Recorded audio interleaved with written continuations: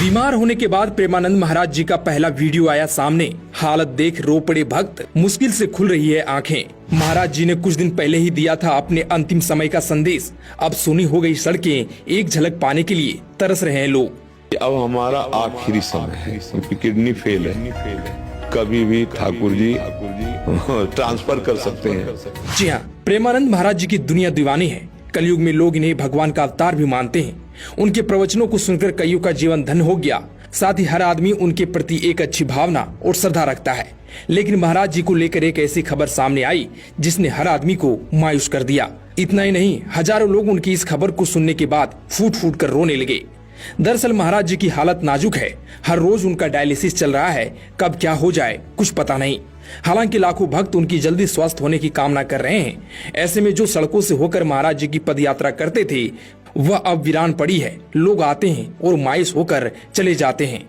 जहां हर गली हर मोड़ पर राधा कृष्ण के नाम से गूंजती है, जहां हर भक्त का सपना होता है कि एक बार प्रेमानंद महाराज जी का दर्शन हो जाए, जहां रोजाना हजारों श्रद्धालु केली कुंज आश्रम के बाहर कतार में लगते थे सिर्फ एक झलक पाने के लिए, लेकिन अब वही रास्ते वीरान हैं। जहां हर रोज सुबह महाराज जी पदयात्रा पर निकलते थे वह मार्ग अब सन्नाटे में डूबा है। दरअसल शनिवार को केली कुंज आश्रम की ओर से एक सूचना जारी की गई। उसमें लिखा था कि पूज्य प्रेमानंद महाराज जी का स्वास्थ्य ठीक नहीं है, अतः उनकी नियमित पदयात्रा अनिश्चित काल के लिए स्थगित की जाती है।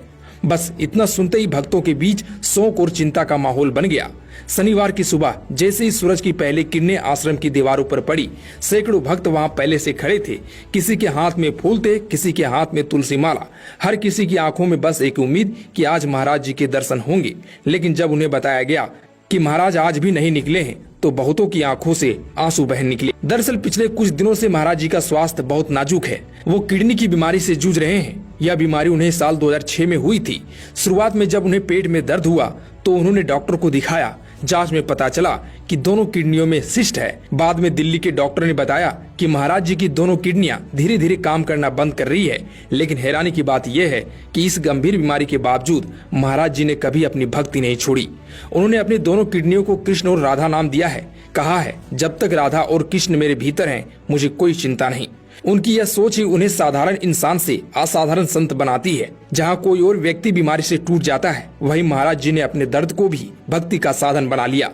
आपको बता दें कि पहले वो काशी में रहते थे, जहां उन्होंने सिर्फ भक्ति में अपना जीवन समर्पित किया। लेकिन जब बीमारी का पता चला तो वो वृंदावन चले आए और राधा नाम जप में लीन हो गए।